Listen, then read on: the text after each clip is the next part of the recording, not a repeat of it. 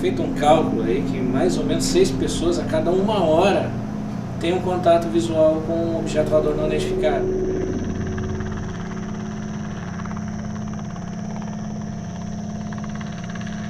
Ou passa por um caso às vezes. Então acho que isso é uma aparição em massa. No Peru, por exemplo, ali há várias filmagens de flotígias, como eles chamam, de frotas de objetos voadores não identificados, de luzes. Filmado, documentado ali por pessoas que trabalham na área da comunicação. Muito bem filmado.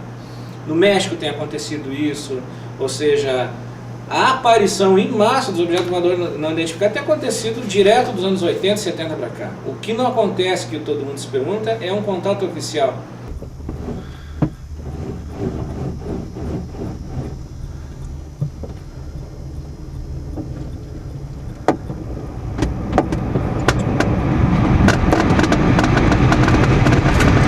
Grandes descobertas exigem grandes evidências. E não há grandes evidências sobre vida inteligente fora do nosso planeta. Ainda não se descobriu, com o método científico, vida fora da Terra. Não é uma questão de acreditar, é uma questão de demonstrar. Você acredita que a água ferve a 100 graus centígrados? Você acredita ou não acredita?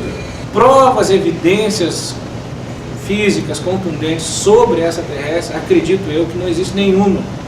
Existe sim, como eu disse, algumas evidências, alguns filmes que se tem tido como verídicos, né, de criaturas extraterrestres. Na internet a gente vai encontrar muito. 99% é fraude, com certeza absoluta. Dá para se dizer que apenas um fragmento de um filme ou outro dá para se levar a sério, que poderia ser então a filmagem desses tripulantes. Mas eu pessoalmente, como pesquisador, eu não tenho dúvida de que não existe evidência ainda, né? Eu digo ainda porque está sendo aberta uma série de documentos governamentais agora, que foram de casos ufolosos foram pesquisados pela Força Aérea, enfim, e que há a possibilidade de existir fotos de filmes desses encontros com esses tripulantes dessas aeronaves.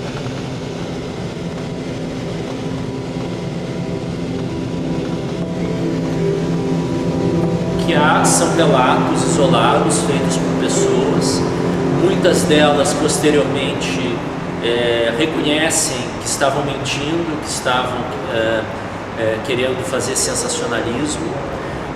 A mesma coisa se aplica a imagens que são divulgadas às vezes na internet, na imprensa, de fotos de discos voadores, né?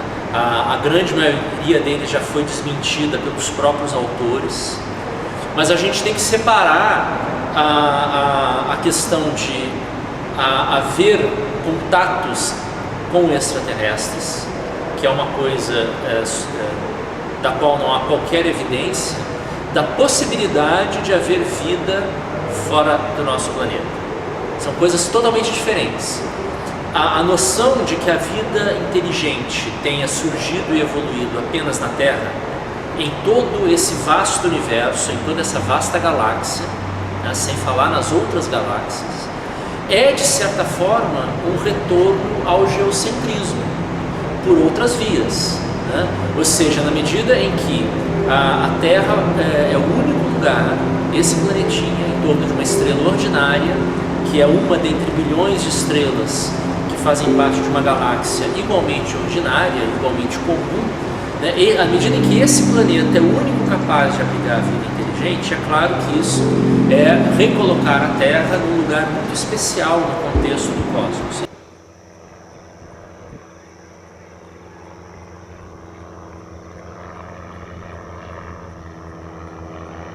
Nós temos um problema muito grande com a mídia, com os jornais sensacionalistas, com as entrevistas mal feitas, com a representatividade da ufologia por ufólogos que não são tarimbás, ufólogos que eu digo são entre aspas também, que não são tarimbás para representar a ufologia ou, no caso, a questão da pesquisa. Então a gente tem tido esse problema muito sério, né?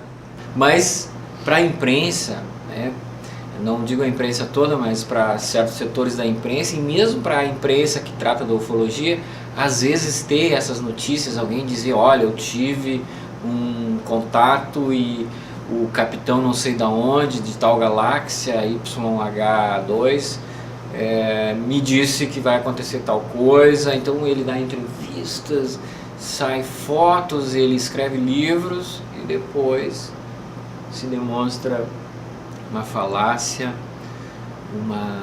ou a pessoa faz de má fé, ou ela por algum processo se autoilude, e a gente vai ver uma coisa sem nexo e não se concretiza, e como eu falei, acaba mais uma vez reforçando a ideia do ufólogo como um cara lunático.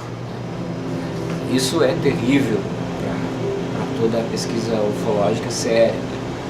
E talvez por isso que muitos cientistas, físicos, astrônomos, astrofísicos, outros biólogos acabam se afastando, né?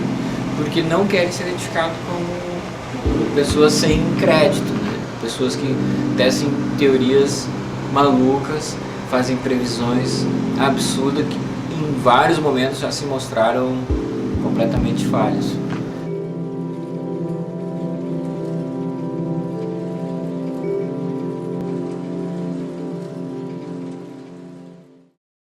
Um dos maiores mistérios da humanidade é tentar provar se essas criaturas, né, ETs, realmente existem, né?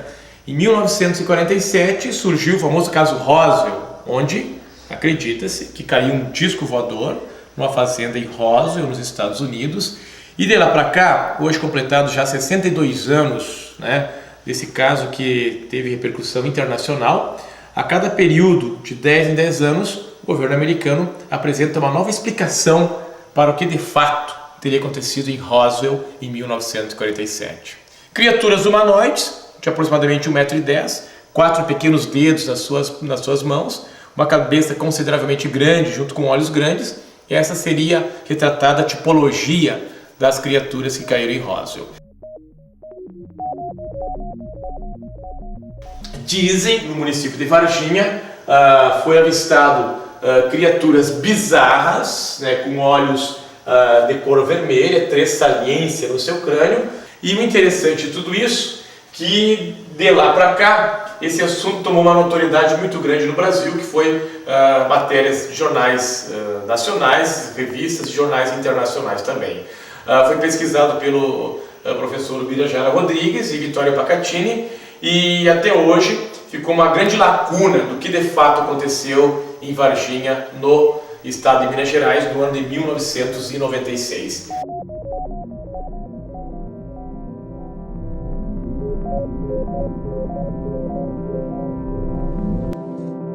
A partir das 11 horas, 11h30, foi visto exatamente nesse local um objeto voador não identificado, formato de cilindro, comprido, basicamente de uns 6 a 7 metros de altura, calculado na análise de filme, que ficou pairando a cidade durante 20 a 30 minutos, girando no seu próprio eixo e emitindo luz.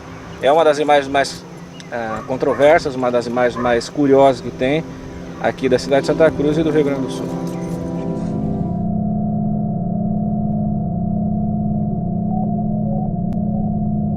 Não haveria nenhum motivo para uma civilização extraterrestre viajar às enormes distâncias interestelares e não se preocuparem em estabelecer um contato conosco, ficarem se escondendo da gente ou abduzindo as pessoas como se relata por aí. Vocês imaginem se as naus europeias, quando tivessem chegado na América há 500 e poucos anos atrás, os europeus, ao invés de travarem contato com aquelas novas civilizações que eles encontraram, ficassem se escondendo. Eu penso que no caso de filosofarmos sobre esses problemas, muito mais está do que reconhecermos respostas objetivas, de encontrarmos as perguntas certas. Porque se não tivermos as perguntas certas, nós não poderemos ter as respostas certas. Se nós não soubermos dizer o que é a verdade, ou qual a verdade sobre o significado de verdade, como nós vamos encontrar a verdade?